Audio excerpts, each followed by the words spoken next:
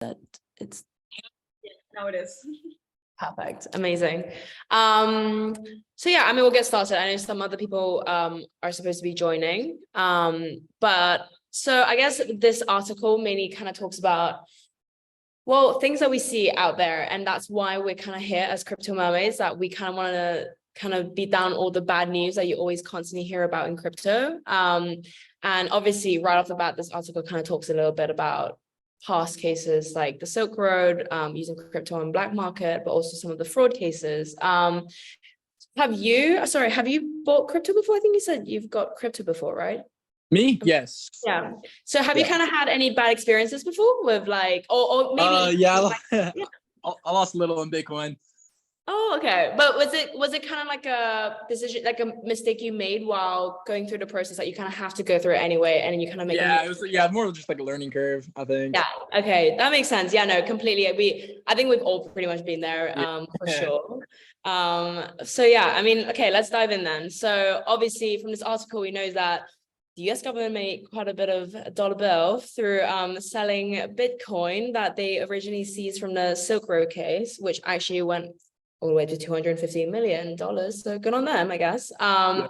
Yeah, so obviously now we know the US government is back into kind of crypto trading, and obviously with all those numbers, it was a lot. And I kind of want to talk about the whole, obviously, yes, a lot of the time when, especially people who have not really been touching the Web3 space at all, they kind of hear Web3, crypto, like bad news, illegal things happening. And very much Silk Road Marketplace was that main point. And people are always like, oh no, like once the money's scammed, like you don't know where it goes, blah, blah, blah, which is actually very untrue. I'm not sure when you were setting up your wallet and the different platform exchange you were doing, whether they asked you for kind of more personal information, because of this kind of whole KYC process, which is know your customer, know your client. And then honestly, KYC check is something that is so common, like not even just in the Web3 space, like every bank asks you for it. It's basically the most simple, the two things where they ask you for the proof of identity with a photograph and a proof of address, which honestly seems quite simple a lot of the time, but it is that one thing that they can fully verify you with because of all the tax things are like connected to your name and everything.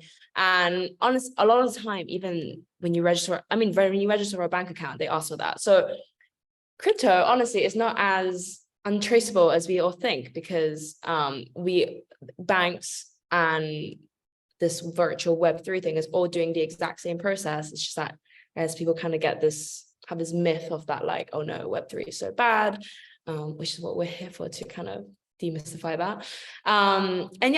Honestly, even so, I'm actually sitting at the gallery I work for now, and I can tell you, for example, even in the fine art world, something you might think is very far off from finance, we do so much KYC, especially when we sell work that is over a certain amount, obviously different in different countries. We have to comply with asking our clients for the same information because of all these anti-money laundering regulations that happens in the fine art world as well. But yeah, so moving on a little bit, with this article kind of does talk about, yes, they got a bit of money out of doing this kind of transaction that they received from these crypto people. But obviously the government didn't kind of have the right person in place, because they very sillily went on to the exchange platform and did this exchange when the gas fee was pretty high.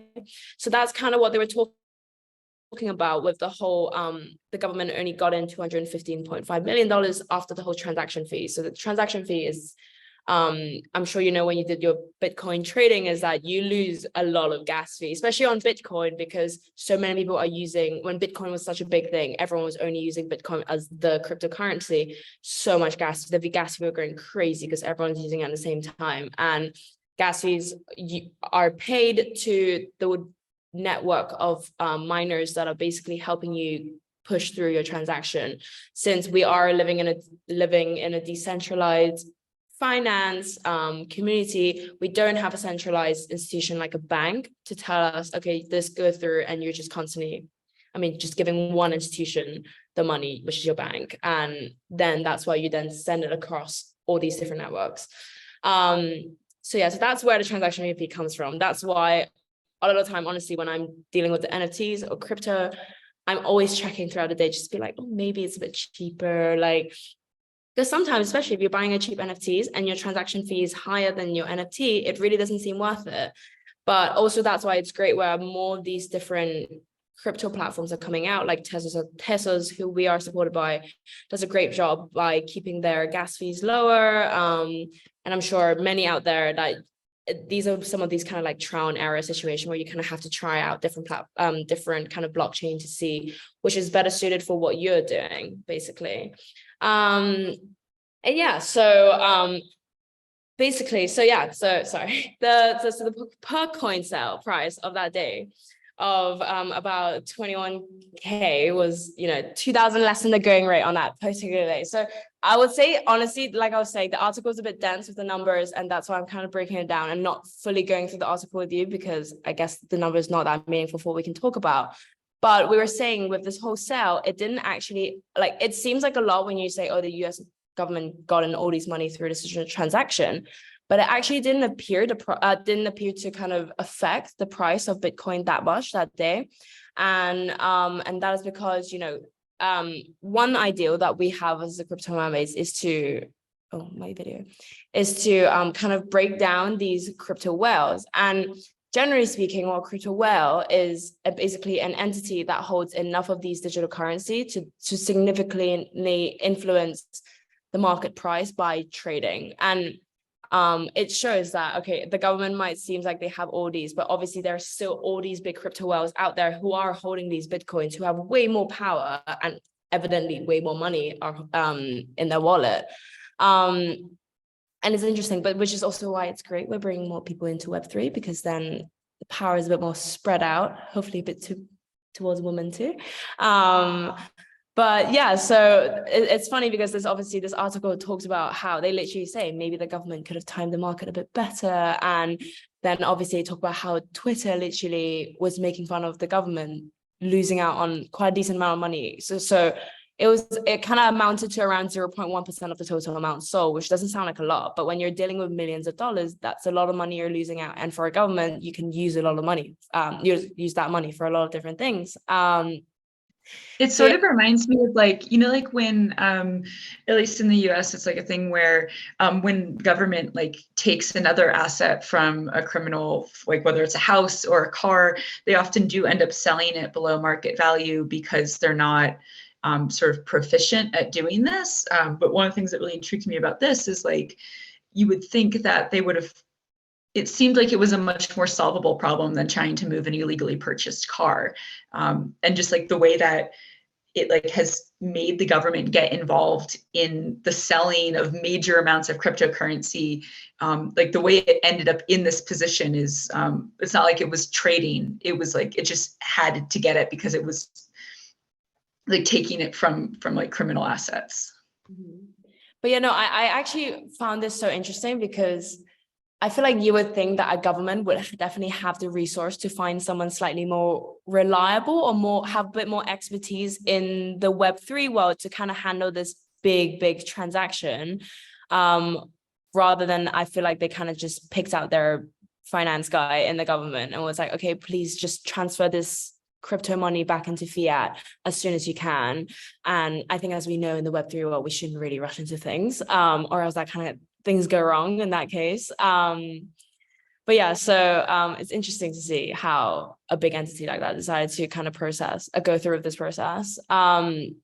And yeah, so like I was saying earlier as well, and this article also points out as an example, is that Gemini, as an example of a crypto exchange, they advertise that they charge 0% in the fees for sales of this kind of size, which is what the government maybe could have done a bit of research to then go into. But this obviously in their model of Gemini, this works only assuming if the seller is willing to be what's known as a market maker, or if they want to be a taker, which I wanted to pass this to Gretchen because she is the expert in how to properly give you a definition of what a market maker means and a market taker. Yeah, actually, this is one that it's very interesting to me because it's one of those things that like I'm not totally like as sure about this as I want to be, but I know that the terms come from finance. They're like, as you're saying with know your customer and all of this, it's not a crypto specific term. And that's a lot of like also what we're thinking about here is like, okay, like to understand crypto is actually to understand like a lot more about the like the whole, like all of these markets work. So we're like learning about, you know, other asset classes as well. But what I do understand is that to certify yourself as a market maker is a declaration that you make either like with some assets like in a very public and legal way, or whether it's how you get classified on a platform like Gemini to do the exchange. And a market maker is someone that would be able to look to both sides of a transaction instead of just taking whatever gets offered at the particular time. And so I believe a market maker has to be more of a whale. They have to have enough enough value that they're moving at any given time to warrant their ability to set a price than to just sort of take out whatever it is at that exact moment that they go and reach into that transaction. So when the government said, I'm going to sell these Bitcoins, it didn't have the ability to be like, oh, in the course of an hour, the price might go like this, and they kind of caught it on a down. They can say like, okay, like we think that a valid price for this is X, and we're going to make that price happen and see if anybody then goes through and takes it. And it's a bit, I think what this article was also implying is that they would have had to, the US government would have had to register as a market maker, which might have been like a politically weird thing to do, even if it made sense for them to do it from a financial perspective. Would you say, is there a way, what is the kind of the way to go from a market taker to a maker? Like, is it the only way is that you're lucky enough to have got like invested at the right time and gotten like a certain amount of asset that you have a market power that you can do that? Or kind of yeah, it would be more like in lines of like an institutional investor. So like, you know, there's different at least in the US, like there's different regulations that apply to you based on how much money you're moving or what percent of the market you're moving. And there usually is additional scrutiny that comes with that kind of volume. So it's a position that the US government could have ended up in, again, because it confiscated all of this value that happened to be in cryptocurrency, which, you know, like we were saying before, like it happened, like the US government confiscates value in cocaine and confiscates value in houses, and like has, you know, it's not like it just burned this currency, it sold it, which is, you know, obviously makes sense for this form, but it did make it become a trader. Like the US government is someone who should be actively thinking about what happens. They will get more Bitcoin into their reserve. And the decision to always sell it right away, I think, is quite interesting because they could have decided to hold it as well. That's really interesting, actually. I wonder if these kind of governments have caught on now to the point that they're like, okay, we need to start probably building some kind of cryptocurrency committee that can handle all these kind of matters. Because even though as much as they try to not integrate it to their everyday life, like as the government who kind of has to regulate crimes and everything, they're bound to kind of touch upon these kind of things. So I think it'll be interesting to see maybe in the next few years where more kind of cases like this happen, whether the governments are handling it in a different way or yeah. But yeah, I mean, yeah, and then sorry. Yeah, like that's the thing that I think is really kind of interesting about this is like, even if we're in like this crypto winter where prices are relatively low and there's supposedly less interest in this, like we did a little bit of research about a month ago that showed there's still as many people searching for questions about how crypto works and what crypto is as there are searching for all other major asset classes combined. So people have a curiosity here about what this is, even though it's at like a relatively low point in its sort of frenzy.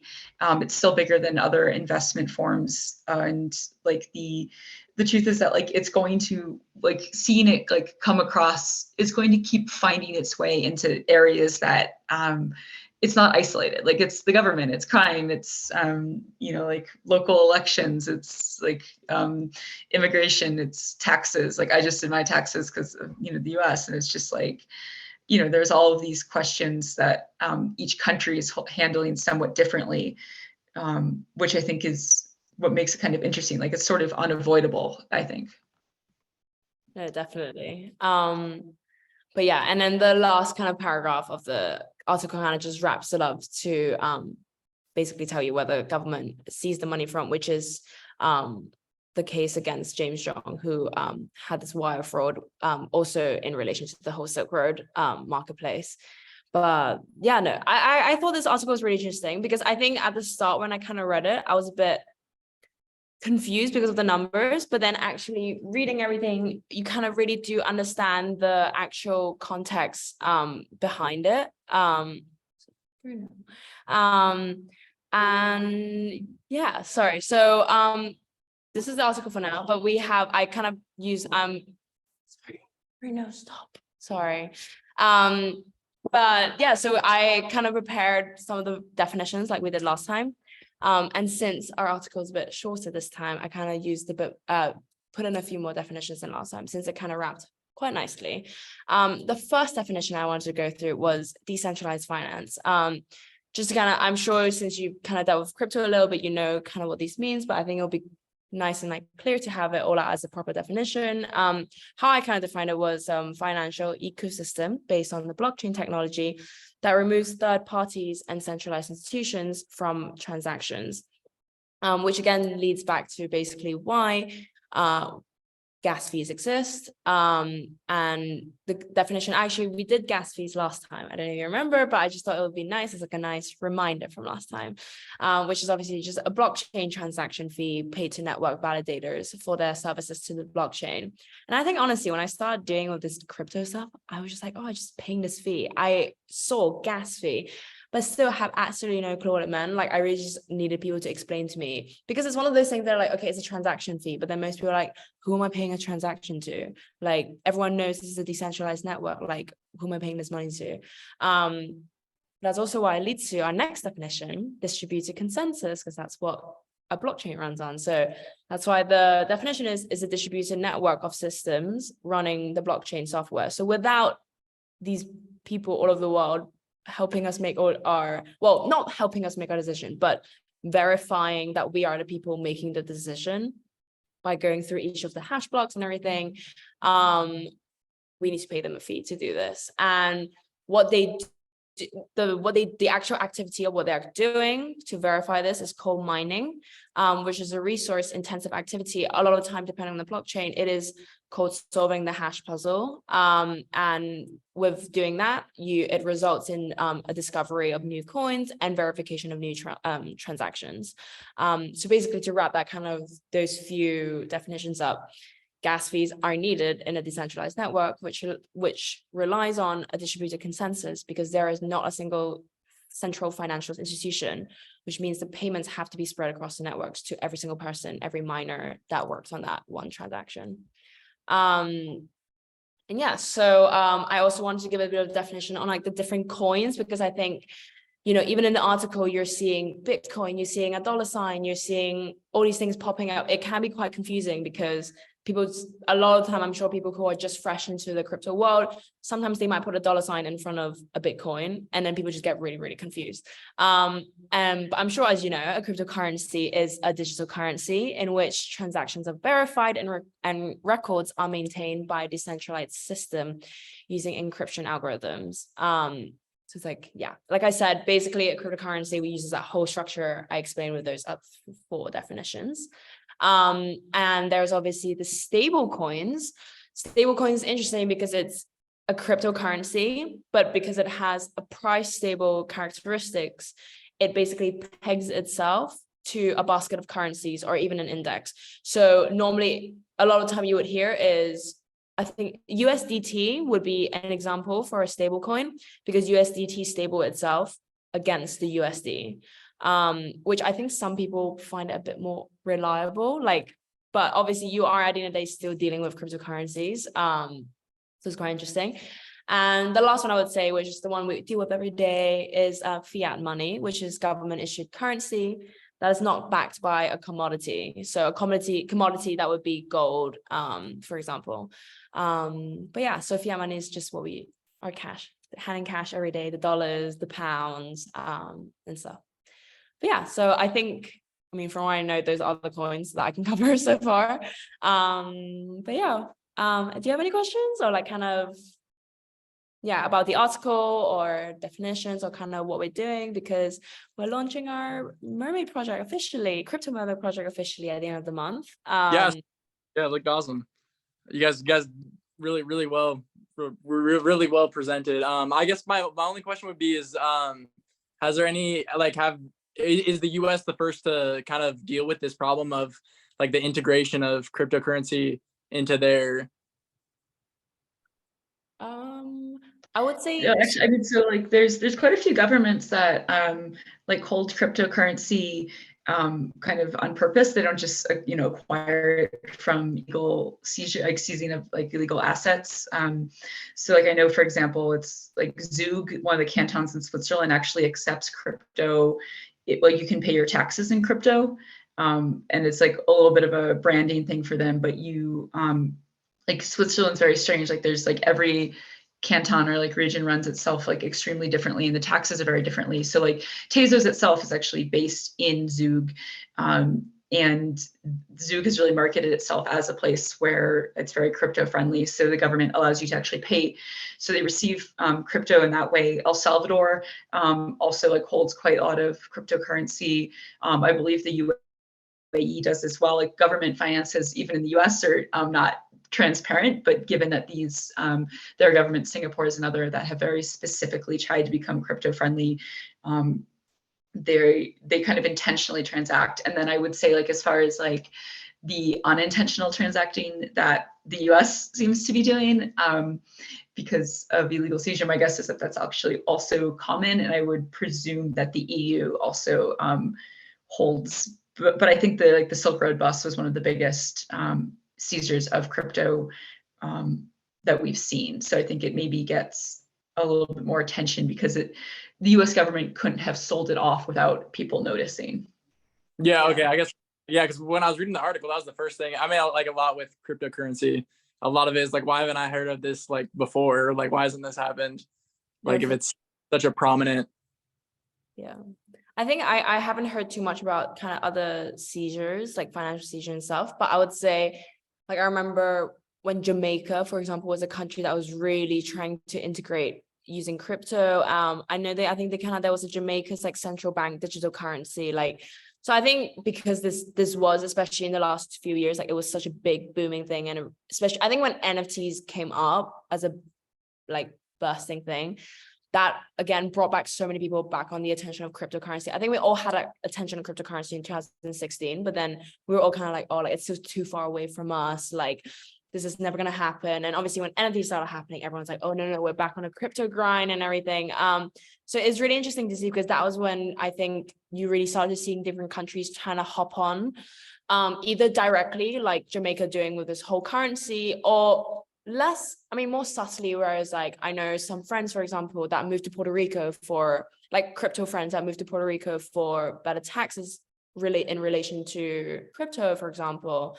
But then you also have like a very extreme case, very different from everyone else, like China, who's like, oh, no cryptocurrency, but like no Western cryptocurrency. Like they're like, we're all in for the idea of cryptocurrency, but we're going to make China cryptocurrency, stuff like that. So like China has done stuff like that, for example, where they're like, we're going to reject cryptocurrency, but then just making their own.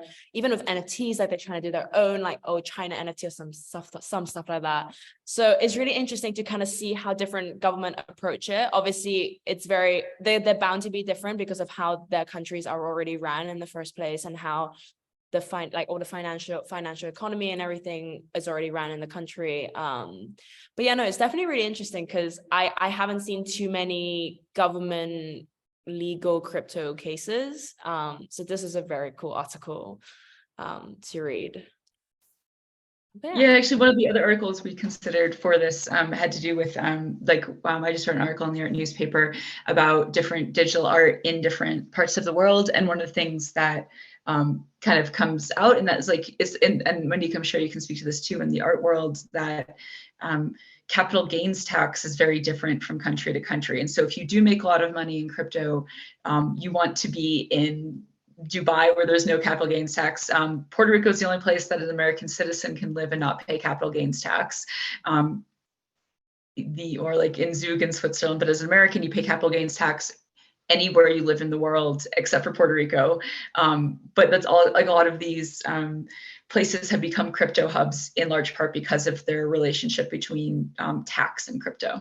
Yeah, for sure. And I think it's hard because obviously for a government, cryptocurrency is a very new thing from the fiat coin they've been using all these years ago. And even with low tax things, like I wonder a lot of the time too, like in physical artwork, it's a lot easier when you make a sale. Yes, depending on where they're shipping to, you have those annoying low tax stuff where like, do you take off VAT, blah, blah, blah. But when it comes to a digital asset, how do you charge VAT? Like, oh, I might be a client that I bought in the moment I was in Hong Kong, and yes, you can take off a VAT that's coming out of the UK, but I am easily someone that can fly into the UK. I still have my digital asset. So how those kind of things work? And I think it's still too new a thing for governments to be like, oh, we have all these regulations in place for all these different scenarios. Like I'm sure the art world is probably like the last like industry they're looking at to deal with all these crypto things. They're gonna deal with all the banks and everything first. But yeah, no, it's definitely really interesting. Like hopefully in our future book clubs we'll find more cases. I mean, hopefully not for the governments that we have to find more legal cases like this, but definitely would be interesting to see, like maybe the next time we talk about government's relations to crypto again, and to see have they made any improvements, did they even bother to do anything at all, things like that. That would be really interesting, like even as like almost like a show and tell sort of topic, right? Because I'm American but live mostly in London.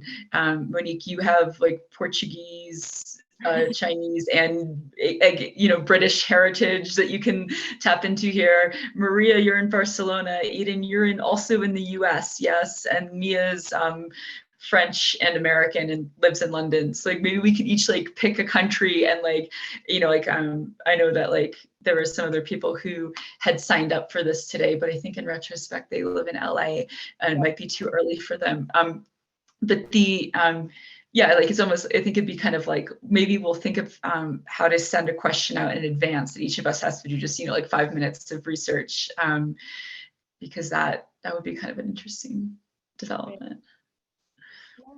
But yeah, no, thank you so much, Aiden, for being our biggest supporter. I mean, we did have some other people, I think LA, and then I had a friend from Singapore, which I think is probably too late for them now. Maybe that's why.